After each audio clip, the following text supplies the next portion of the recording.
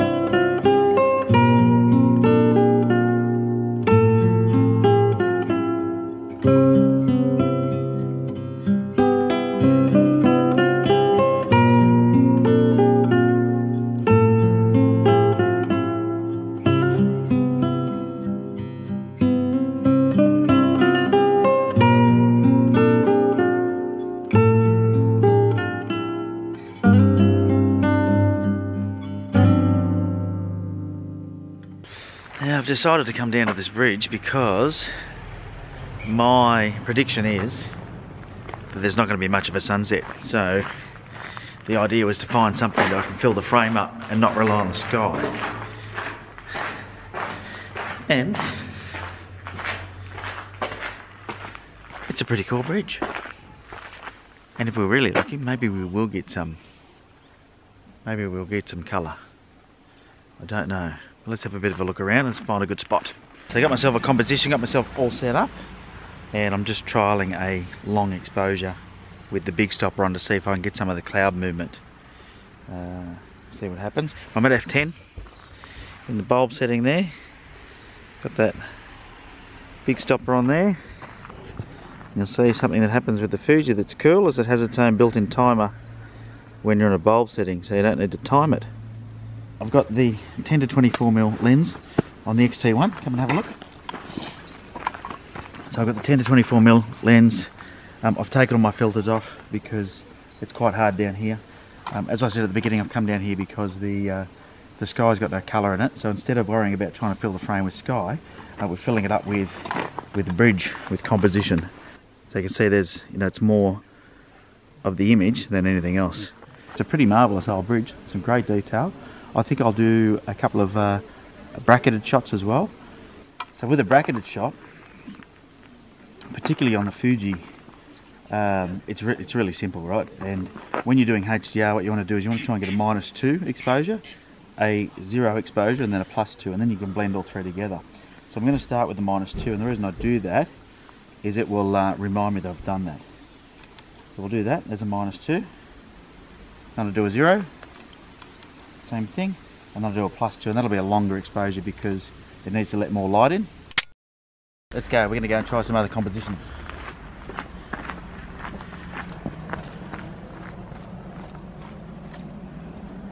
Alright, I didn't like this spot, so we're going somewhere else. There's a bust. There's an interesting log in the foreground down here, or in the water. It's not in the foreground yet. My plan is to try and put it in the foreground, but I've got to try and do that without getting wet, so let's see what happens.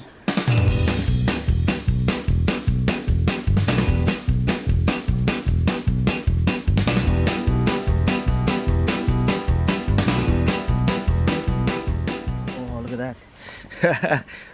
See the green line? That means it's level. I've actually managed to level it.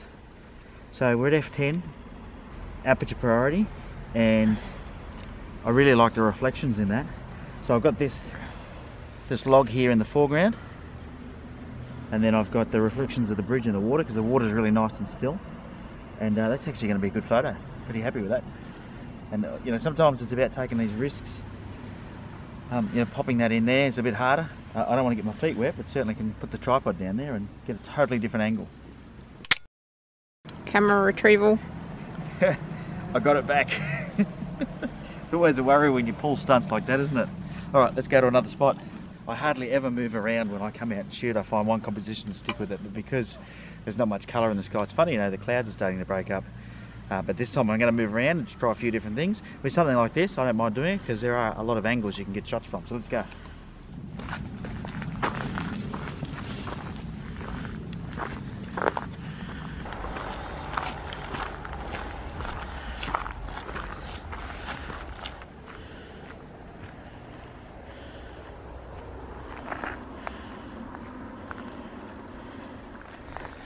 So I've just recomposed here. I was just walking past and I noticed this house up here, and you know, being like an older style house, probably more in the period of when this bridge was built back in 1823.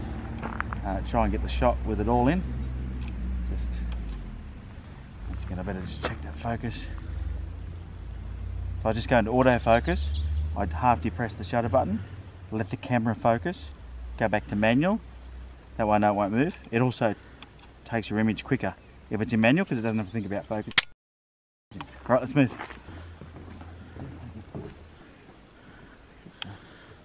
Yeah, that looks cool.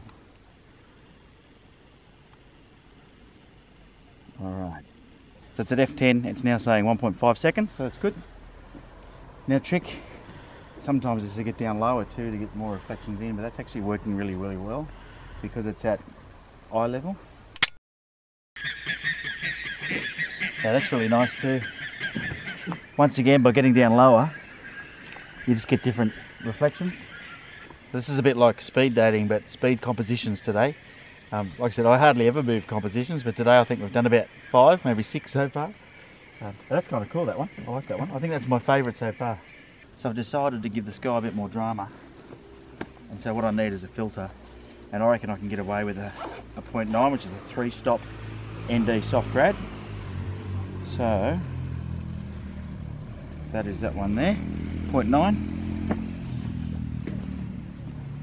Just slide that into there so it's all done before I get above the water, because we are working above the water, and then I'll adjust it.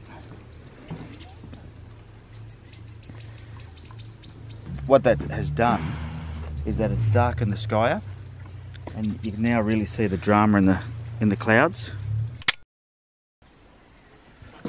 Alright, just going to grab probably 1 or 2 more shots on our composition speed dating session because they've turned on some artificial lights on the bridge, and that's actually going to make it really hard because it's throwing this really bright light on the bridge itself, and it'll work probably for a couple more shots if I do some close-in compositions, get the reflections happening, but otherwise it's not going to work for anything else. Alright, last shot, 25 seconds, f10. Zoomed right in. I've still got the 3-stop gradient filter, the neutral density graduated filter, to darken the sky, and it'll be a 25-second exposure, and I'm zoomed right in just to get quite an abstracty sort of a shot. So if you're enjoying the videos, give it the thumbs up, make sure you hit the subscribe button, and I'll see you on the next one. Ciao.